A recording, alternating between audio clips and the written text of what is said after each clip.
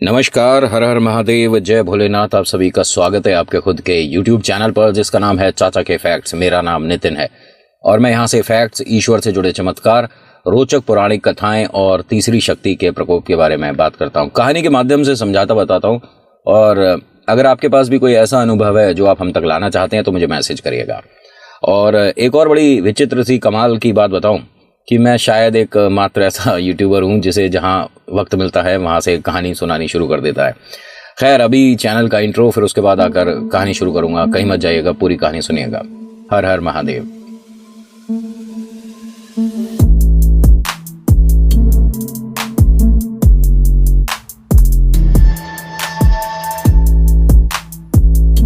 कहानी शुरू करने से पहले मेरी आप सभी से रिक्वेस्ट है कि अगर पसंद आती है तो प्लीज़ लाइक करिएगा, शेयर करिएगा, कमेंट में लिखिएगा जय श्री श्याम, आपका नाम आपकी जगह। कुछ लोगों के सवाल हैं, पहले मैं उनके जवाब दे देता हूं। और सबसे पहले सुमित्रा जी का सवाल था कि नितिन जी, हम क्या खाटू श्याम बाबा की मूर्ति घर में रख सकते हैं? मैंने कई बार पहले भी कहा है कि आप बाबा श्याम की या महादेव की कोई भी मूर्ति आप रखते हैं तो उससे पहले उसे स्थापित करना पड़ता है, तभी आप रखेंगे तो ज़्यादा अच्छा होगा। मतलब ये नहीं कहूँगा कि उनकी मूर्ति रखेंगे तो कुछ नेगेटिविटी आ जाएगी, ना, ऐसा नहीं हो सकता। ईश्वर की मूर्ति से कभी भी नकारात्मक ऊर्जा या बातें नहीं आती हैं, वो सिर्फ मन के वहम पर है। लेकिन मूर्ति से ज़्यादा फ़ोटो रखें तो बेहतर होगा। और मैंने अपने इंस्टा पर वो जो मुझे चमत्कारी फ़ोटो लगती है बाबा की, वो रखी हुई है। आप चाहे तो वो भी प्रिंट आउट लेके लैमिनेट करके रख सकते हो और पीछे अपना नाम लिख दीजिएगा, ठीक है। दूसरा सवाल है आकाश का। कहते हैं कि नितिन भाई, बाबा श्याम से अर्जी लगाई है हमने और उसमें से 3 शर्तें हमारी पूरी हुई हैं, 2 शर्तें रह गई। बाबा से तुम शर्तें लगा रहे हो यार, बड़ा बढ़िया लगा ये मेरे को सुनकर, देखकर। क्योंकि हम लोग ना, पता है, कभी कभी जब ईश्वर के सामने आते हैं ना तो उनसे मतलब अगर तुम ऐसा करोगे तो हम ऐसा करेंगे, अगर तुम ऐसा करोगे तो हम ऐसा करेंगे, ऐसा करने लग जाते हैं। तो निस्वार्थ जाओ, सच में आपके मन में जो है ना, जो चल रहा है, वो बाबा बिना कहे भी सुन लेंगे। तो आपको अर्जी लगाने में बाबा से कहने की ज़रूरत नहीं पड़ेगी कि बाबा आप मेरी 5 ये शर्तें पूरी कर दो तो हम आपके लिए ये करेंगे। बाबा के लिए तो दिन दोपहर शाम रात आप बस जय श्री श्याम बोल दो, बाबा उसी में प्रसन्न हो जाते हैं। एक और सवाल है, तृप्ति दास का। कहती हैं कि नितिन, हमको बाबा श्याम की पूजा करना नहीं आता है, आपकी वीडियो देखने के बाद उन पर आस्था बढ़ी है, हम राजस्थान कैसे जाएं, भोपाल रहते हैं।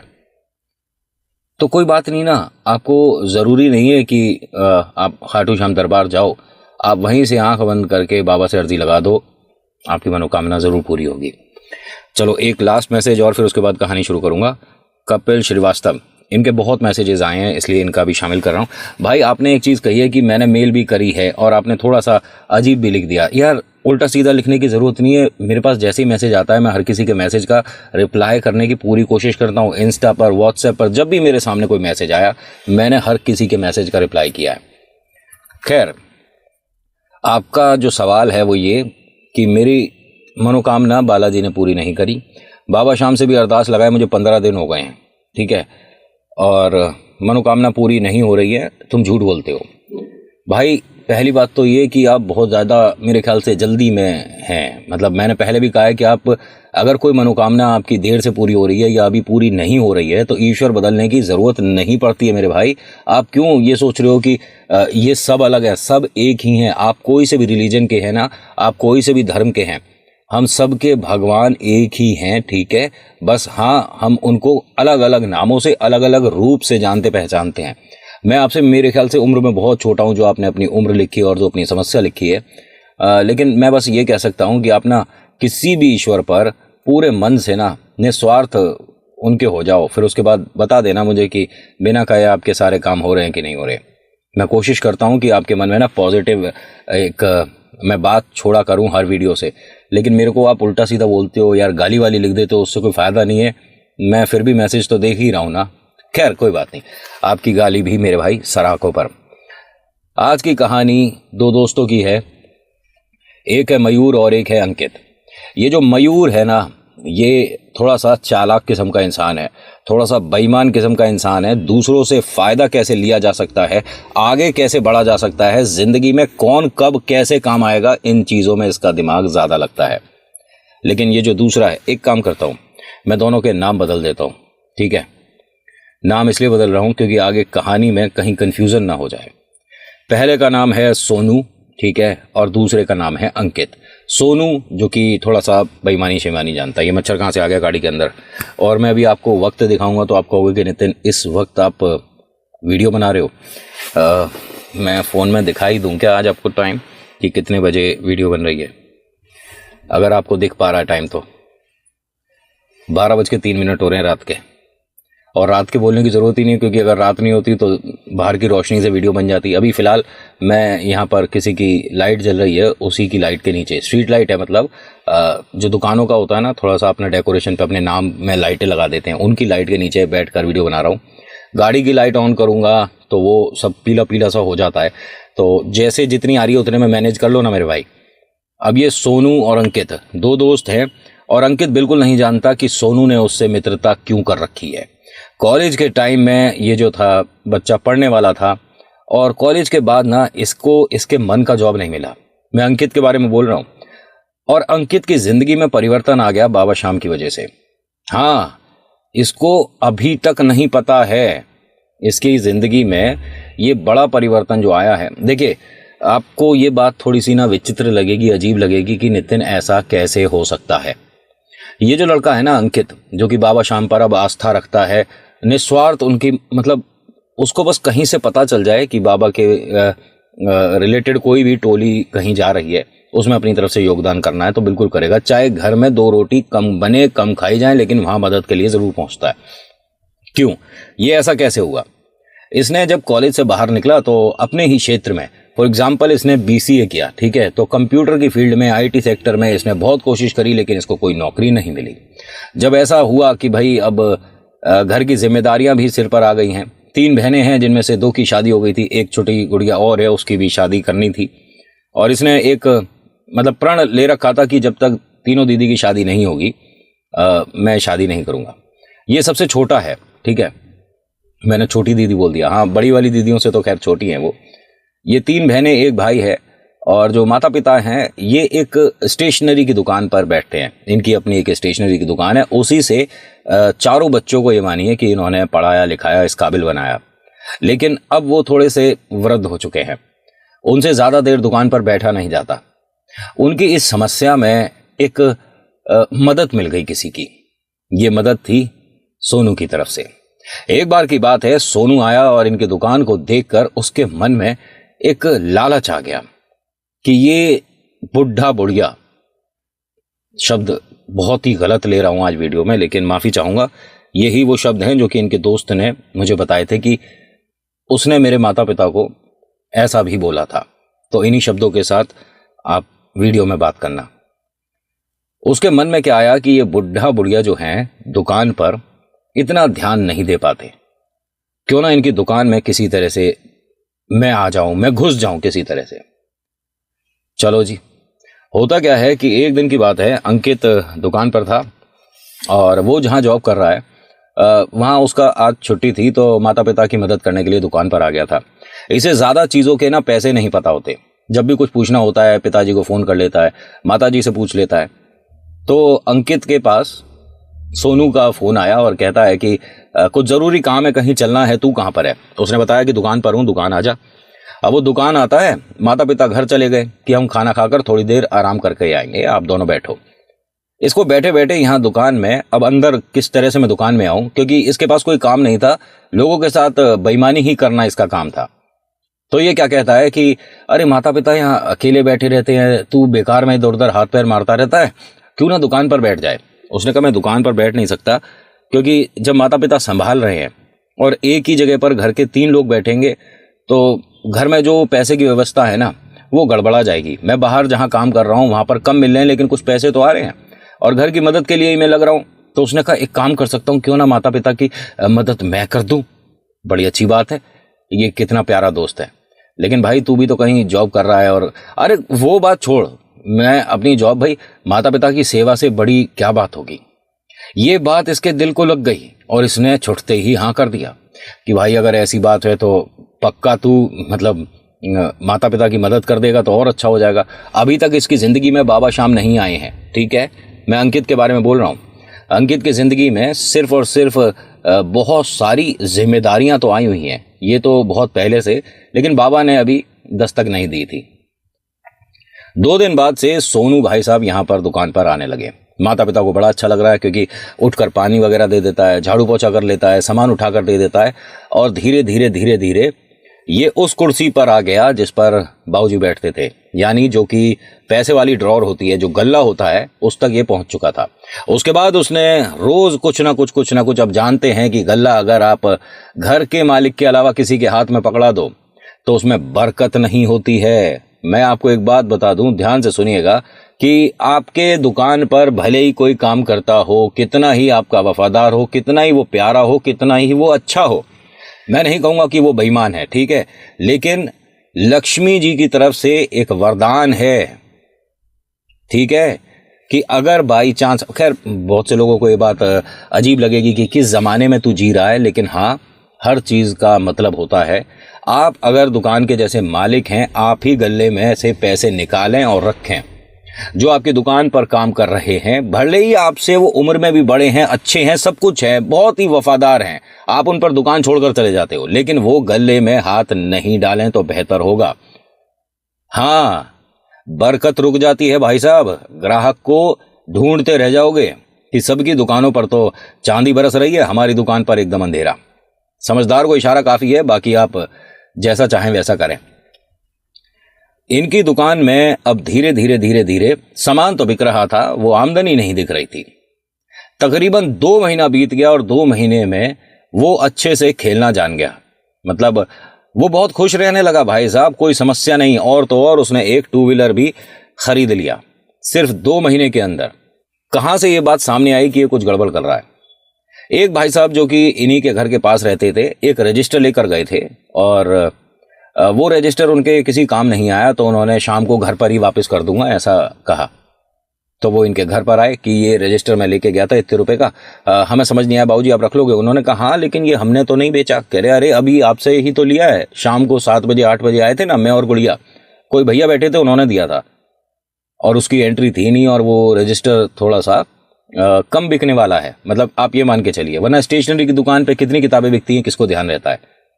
अब बाबूजी ने ये कहा कि भाई मैं जानता हूं कि उसने मुझे जो पैसे दिए हैं उसमें शायद इसके पैसे दिए थे नहीं दिए, तो समझ नहीं आ रहा। अब यहां पर अंकित भी बैठा था। जब बात हुई तो अंकित ने कहा कि पिताजी अगर आपके मन में हल्का सा भी कोई शक है तो उसे दुकान से बाहर कर दो। उन्होंने कहा नहीं बेटा, ऐसा नहीं किसी पर हम सोच सकते, हमारी ही भूल चूक हो गई होगी, हमसे गलती हुई होगी। अब यहां इसने इस बात को आई गई कर दिया कि चलिए कोई बात नहीं, जैसा पिताजी कह रहे हैं ठीक है। सुबह सुबह बाबा शाम की एक टोली जा रही थी, ठीक है। बाबा शाम की टोली में मतलब ये गया था किसी काम से, सुबह सुबह मान लीजिए कि अखबार लेने गया था या ये ब्रेड दूध लेने गया था, ये किसी काम से बाहर गया था। इसे बाबा शाम की बाहर टोली जाती थी कि उसमें शामिल हो गया। अच्छा लग रहा था, भजन कीर्तन में मजा आ रहा था, आनंद था, तो किसी ने बताया।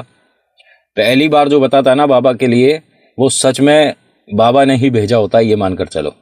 हाँ, आपको जिसने जोड़ा ये मानिए कि वो महत्व रखना चाहिए आपकी जिंदगी में, ज्यादा नहीं तो उससे हाय हेलो करते रहो, ठीक है। अब होता क्या है कि इसको बाबा के बारे में पता चला, और ये भी पता चला कि अगर आप जिंदगी में हार रहे हैं तो ये आपको संवारने संभालने वाले होते हैं। आपकी जिंदगी में कोई परेशानी दस्तक दे रही है तो उसे सुधार देते हैं बाबा। आप बस इन पर सच्चे मन से, पूरी श्रद्धा से विश्वास करो। इसके हाथ में बाबा की एक छोटी सी तस्वीर आई, थोड़ा सा प्रसाद आया, और एक सवाल आया मन में कि मैं बाबा जिस पर बहुत दोस्ती, मतलब दिल खोलकर यकीन करता हूं, भरोसा करता हूं अपने दोस्त पर, उसके ऊपर ना बेईमानी की बात करने में या कुछ ऐसा समझाने में कि उससे पूछने में मुझे डर लग रहा है। और जब ये बोल रहा था ना तो इसने शब्दों का इस्तेमाल कर लिया, यानी कि ये जो बोल रहा है ये बाबा की तस्वीर देखकर बोल रहा था, और इसके पीछे पीछे एक और बाबा की टोली का कोई सदस्य चल रहा था। उसने कहा कि मैं जवाब दे देता हूं। उसने कहा भाई साहब मैं आपको जानता नहीं। कह रहे जो आपने बाबा से सवाल किया है इसका जवाब मैं दे देता हूं। उन्होंने कहा आपने मेरी बात सुनी, आपको किस पर थोड़ा बहुत शक है, कौन ऐसा दोस्त है जो कि आपको बेईमान लग रहा है? नहीं बेईमान नहीं है भाई साहब। उन्होंने सारी बात बताई, अंकित ने सोनू की सारी बात बताई, अपने माता पिता की परेशानी भी बताई। तो उसने कहा कि भाई साहब एक तरीका तो है, बहुत आसान सा तरीका है, मैं सुबह आपकी दुकान से कुछ सामान लेकर जाता हूं, ज्यादा से पैसों का, ठीक है, और लाकर वो आपके घर पर रख दूंगा। दोपहर में आप वही सामान ले जाकर अपने दोस्त के सामने रख देना। उसके चेहरे से पता चल जाएगा कि वो शर्मिंदा है या बेईमान है। हाँ, ये तरीका तो मेरे दिमाग में आया ही नहीं। अरे आप बाबा से जुड़ गए, देखो आपकी जिंदगी में कितने बढ़िया बढ़िया समय आने वाले हैं। अब इन दोनों ने तय कर लिया। 3 या 4 घंटे बाद, ठीक है, वो भाई साहब आते हैं दुकान पर, और दुकान पर अभी अम्मा बाबूजी नहीं है, उन्हें कह दिया था कि आप अभी नहीं जाओगे, शाम को जाना। अब वो भाई साहब सामान लेकर जाते हैं, काफी अच्छे पैसों का, ले जाकर अंकित को घर पर दे देते हैं। अंकित आज दफ्तर नहीं गया था। अंकित ने बाबा श्याम के बारे में घर पर भी बताया।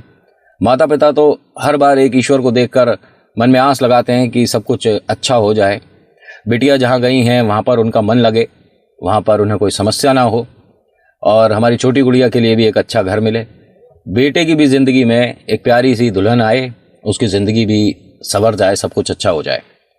ऐसा कुछ हर बार एक नए जो भी सामने आते हैं ईश्वर उनसे कहते हैं।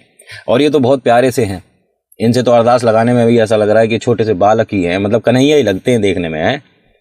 अब ये करीब 3:30 पौने 4 बजे करीब इसने वो ले जाकर पिन्नी उसके सामने काउंटर पर रख दी। उसके चेहरे से पता चल गया था कि ये कुछ गड़बड़ कर गया। वो क्या कहता है कि ये क्या है? उसने कहा वही मैं पूछ रहा हूं, क्योंकि अभी मैंने आधे घंटे पहले तुझे फोन करके पूछा था कि दुकानदारी कैसी चल रही है, मेरे आने की जरूरत तो नहीं है, अगर ज्यादा भीड़ है, ज्यादा ग्राहक है, तो तूने ये कहा था कि अभी तो बोनी भी नहीं हुई है, यानी कि एक भी सामान नहीं बिका है, तो ये सब क्या है? उसने कहा तू ये समझता है कि ये हमारी दुकान का बिका है? हाँ हाँ, हमारी दुकान का है। क्यों? अरे तो क्या सिर्फ एक ही किताबों की दुकान है? बाजार में कितनी दुकानें हैं? ये अपने झूठ पर पर्दा डालकर एक और झूठ बोल रहा था, और इसे ये नहीं पता कि जब टोली से जुड़ गया तो बहुत सारे सहारे मिलते हैं। अब यहां इसने उन्हीं भाई साहब को फोन कर दिया कि जो आप सामान लेकर गए थे ये मना कर रहा है कि हमारी दुकान का है, आप आ सकते हो? उसने कहा बिल्कुल आ सकता हूं। उसने आकर सब साफ साफ और सच सच बता दिया।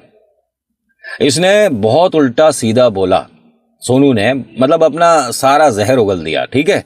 उसके बाद क्या कहता है कि मेरी वजह से चल रही थी तेरी दुकान, वरना तेरे बुढ़े बुढ़िया 1 रुपए का भी पेन पेंसिल बेच नहीं पाते थे। जो तू पैसे मुझे दिखा रहा है ना, कमा रहा है जो इस दुकान से, वो मेरी बदौलत है, और इसमें मेरा भी हिस्सा होना चाहिए। भाई तेरा किस बात का हिस्सा होना चाहिए? नहीं, यहां पर मैंने इतने दिन काम किया है, मेरी तनख्वाह कम से कम इतनी बनती थी, मैंने पैसे नहीं लिए। अरे भाई तूने ही तो कहा था मैं मदद करना चाहता हूं, तो क्या मुफ्त में मदद करूंगा? अगर तूने मेरे पैसे नहीं दिए तो मैं ये करूंगा, मैं वो करूंगा, दुनिया भर की बातें बताया जा रहा था। तभी वहां पर एक भाई साहब और आए, तो उन्होंने कहा कि बातें मैं आपकी बहुत देर से सुन रहा हूं। अंकित को देखकर बोलते हैं जय श्री श्याम, वो टोली में मैं भी था।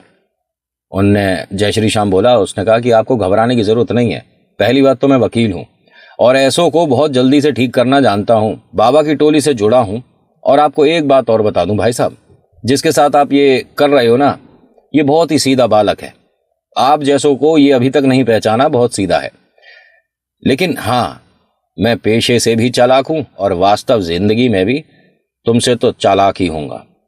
तो आप आराम से दुकान के बाहर आओ और जो आपका महीने का बनता है ना वो ले लेना, मेरे इतने पैसे बनते हैं। उन्होंने कहा ठीक है, आपके हिसाब से इतने बनते हैं, मतलब एक अमाउंट मान के चलो। उसने मांग लिए कि मेरे 1 लाख रुपए बनते हैं दो महीने दुकान पर काम करने के।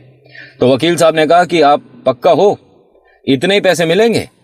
अब उसने कहा अंकित ने कि मैं इतने पैसे नहीं दे सकता भैया, कैसे, मैं 1 लाख रुपए कहां से दे दूंगा, और कोई दुकान पर काम करने के 50,000, आप खुद सोचो। उन्होंने कहा ना ना, अरे मैं तो वीडियो बना रहा हूं। खैर, इन्होंने कहा कि मैं तो 50,000 नहीं दे पाऊंगा। तो वकील साहब ने क्या कहा कि नहीं, ये पैसे इसके हिसाब से बनते हैं 50,000 रुपए, तो अब इसे देंगे हम अपने हिसाब से। मतलब आप एक कागज पर लिख दो कि आपका इतना इतना बनता है और ऐसे ऐसे कर लो, जो भी कागज पत्तर जो होगा। वकील साहब ने कहा कि ठीक है, अब तेरी बात बड़ी करता हूं, तेरे हिसाब से तेरे महीने के 50,000 रुपए बनते हैं ना, हम देंगे। लेकिन हम देंगे कैसे? हम हफ्ते में 10 रुपए देंगे। ये क्या बात होती है? उसने कहा यही तो बात होती है। अब जब तेरे 1 लाख रुपए पूरे हो जाएं तो बता दियो, हर हफ्ते आ और 10 रुपए ले जा। अब यहाँ अंकित को हंसी सी आ गई और कहता है कि आप कैसी बातें कर रहे हो। मैंने कहा बाबा शाम का हाथ है और ऐसों को तो सुधारना मैं जानता हूँ। भाई साहब ये जो तुम खेल खेल रहे थे ना, ऐसे रोज देखता हूँ मैं कचहरी में। तो अब शांति से बाहर आ जाओ और जो इनका महीने का बनता है वो दे के आप किस्सा निपटाओ यहाँ पर। अंकित ने कुछ पैसे बोले और वकील साहब ने ये कह दिया कि ये ही है, काफ़ी हैं ये अब भी जो दे रहा है, और दोबारा इनकी ज़िंदगी में, अम्मा बाबूजी की ज़िंदगी में या इस दुकान में प्रवेश करने की कोशिश मत करना। क्योंकि ये जो भाई है ना, आप सोच रहे थे मूर्ख है, अकेला है ना, ये मूर्ख है ना ये अकेला है, बाबा की फौज है इसके साथ। आ गई समझ? और उसके बाद से ये भाई साहब कहीं दिखे नहीं। इनकी जिंदगी में एक ये पहला चमत्कार मान लो, और अगला जो बड़ा हुआ चमत्कार वो ये कि जहां ये जॉब करता था उसकी कंपनी के मालिक का रिश्ता आया था इनके घर पर, सिर्फ इस वजह से कि इस लड़के का व्यवहार बहुत अच्छा था अपने मालिक के प्रति। और एक बार इसे रोता देखा था तो मालिक ने एक सवाल पूछ लिया कि क्यों परेशान रहता है, पूरे दिन मेहनत करता है उसके बाद भी। दीदी मंगली है और उसके लिए रिश्ता ढूंढ रहे हैं, कोई हमें अच्छा मिल नहीं रहा। यहां समस्या दूर हो गई। उन्होंने कहा मेरा बेटा भी मंगली है, अगर आपकी दीदी को हमारा घर परिवार बेटा पसंद आता है तो हम बात आगे बढ़ा सकते हैं, दीदी मना कर देंगी तो नहीं होगी। आज ये बहुत खुश हैं। जिंदगी में सबसे बड़ा चमत्कार इनका यही था। घर बैठे बैठे जो मंगली थी दीदी, मांगलिक आपको शायद पता होगा, है ना, जो मांगलिक थी दीदी, उन्हें घर बैठे बैठे एक बहुत प्यारा बहुत अच्छा पति मिला। बहुत जिंदगी में खुशियां हैं उनके, तीनों दीदी की जिंदगी में बहुत खुशियां हैं। इनकी भी शादी हो चुकी है और कमाल की बात ये देखिए कि इनकी जिनसे शादी हुई है ये वही हैं जो कि सबसे पहले टोली में मिली थी, जिन्होंने बाबा शाम की तस्वीर इन्हें भेंट करी थी। भैया कैसे घूमकर कैसे आता है, कभी कभी हम बाद में सोचते हैं तो बहुत सारी चीजें जुड़ती चली जाती हैं। इनकी जिंदगी में बाबा ने ये चमत्कार करे और मुझे इन्होंने कहा था कि अगर आपको उचित लगे तो सुनाना। मेरे लिए हर कहानी उचित है मेरे भाई, मुझे सभी की कहानी पर भरोसा होता है। आप बस मुझे ना अपना मानकर अपनी कहानी भेज दो, चाहे वो 5 लाइन की हो चाहे 50 लाइन की, मैं कोशिश करूंगा हर किसी की कहानी में अपलोड कर पाऊं। तो आज की कहानी में इतना ही। आज की कहानी आपको कैसी लगी मुझे बताइएगा जरूर। अच्छी लगी तो प्लीज़ लाइक करिए, शेयर करिए, कमेंट में लिखिएगा जय श्री श्याम, आपका नाम आपकी जगह। हर बार कहता हूं कि मेरी कहानियों को आप सिर्फ कहानी मानो, सच झूठ सब हटा दो। बस एक बात दिमाग में बैठा लो कि ईश्वर चमत्कार करते हैं। So thank you so much for watching. मेरा नाम नितिन है। मुलाकात करूंगा आपसे एक अगली वीडियो में। हर हर महादेव, जय भोलेनाथ, धन्यवाद।